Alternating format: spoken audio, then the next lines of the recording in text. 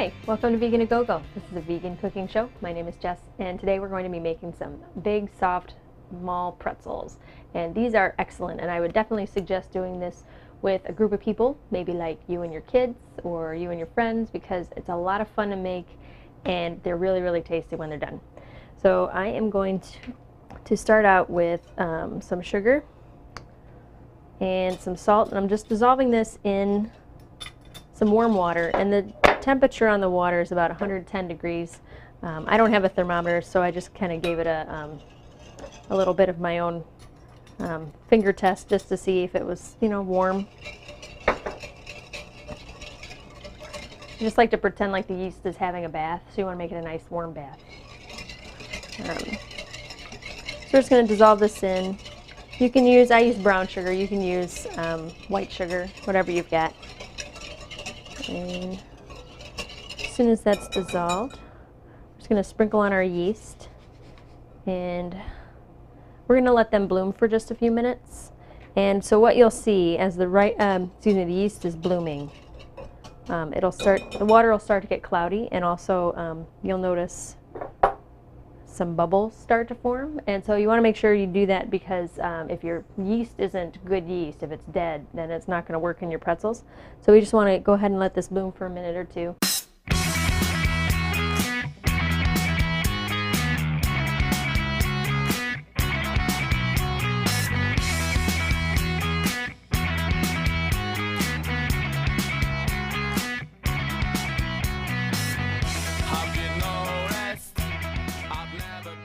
Okay, so our yeast has bloomed, and you can see it's gotten hopefully a little bit pretty cloudy.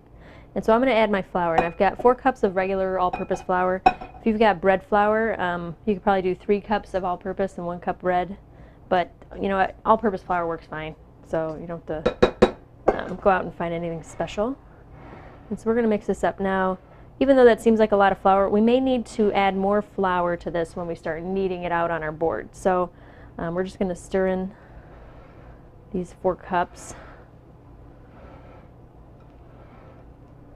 And then we are going to knead this for probably about 8 minutes.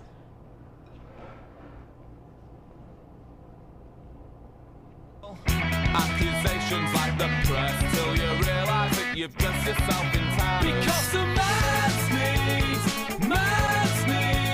a fire of greed, a fire of greed. A man's needs a war stormy. A man's needs a fire of greed, a fire of greed. A man's needs. I'm not bothered what you say or how you dress. I'm a mess, so you've always seen inviting. But really, this all seems quite meaningless when I remember that you never seem to see the fact that man's needs a fire of greed, a fire of greed. A man's needs. Okay, so we've kneaded up our dough, about 8 minutes, good workout. I think I'm blushing a little bit now. But so what we're going to do now is take our dough, and we're going to let it rise for an hour. So I've already got a bowl that I've just kind of greased up with some oil. And I'm going to just put that in there, and then we're going to cover it up with some plastic wrap and then just let it rise for an hour. So we'll see you back then.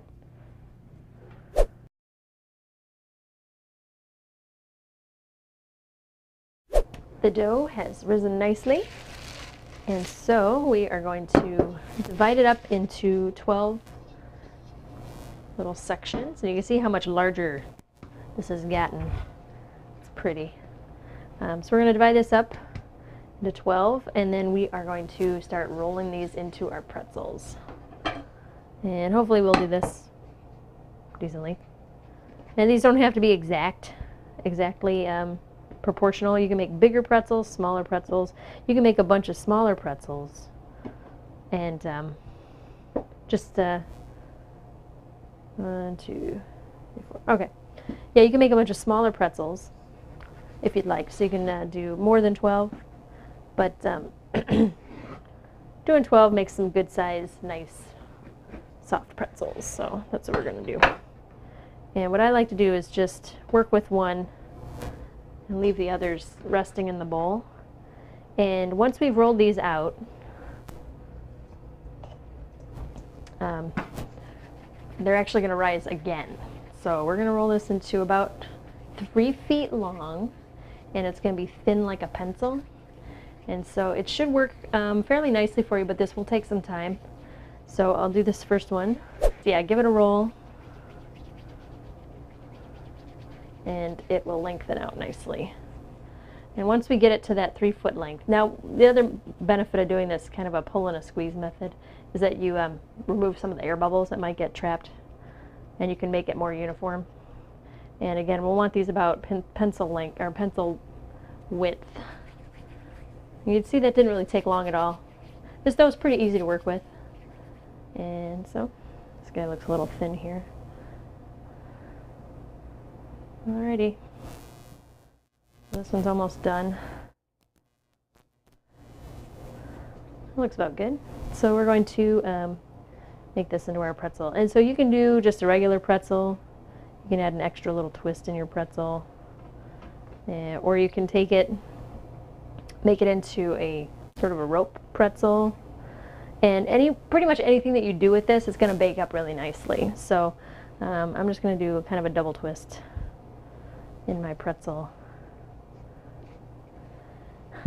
And that looks good. And what I like to do is, if you can, kind of press these together a little bit, and that way it won't fall apart. And just press these guys together just a little bit. Little push. And what I have here is about 2 cups of water, and I've also dissolved about 2 tablespoons of baking soda. And this is what's going to give the pretzel that little crusty exterior to it. So we just dip it into that baking soda, and we're going to lay it down on some parchment paper on our pan, and it's going to rise again. So as you're working with your other pretzels, you'll notice that the pretzels that you did first are going to get nice and risen.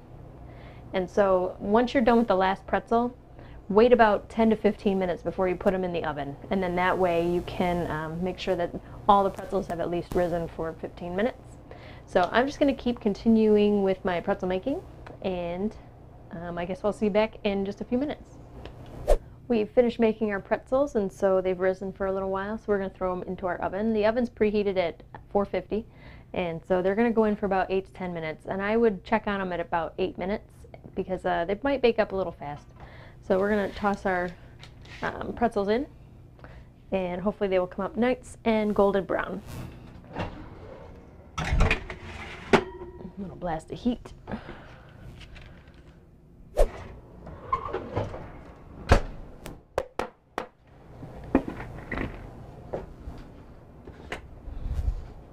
Those look marvelous. They cooked up beautifully.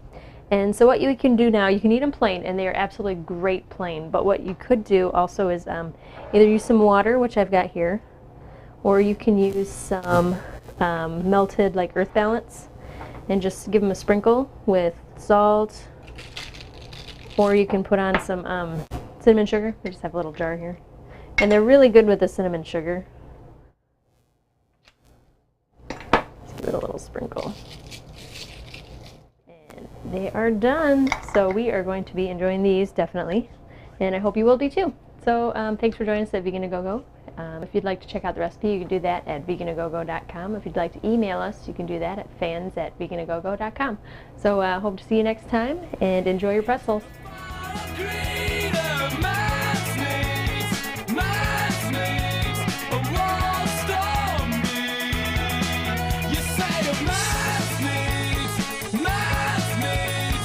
Plot to me.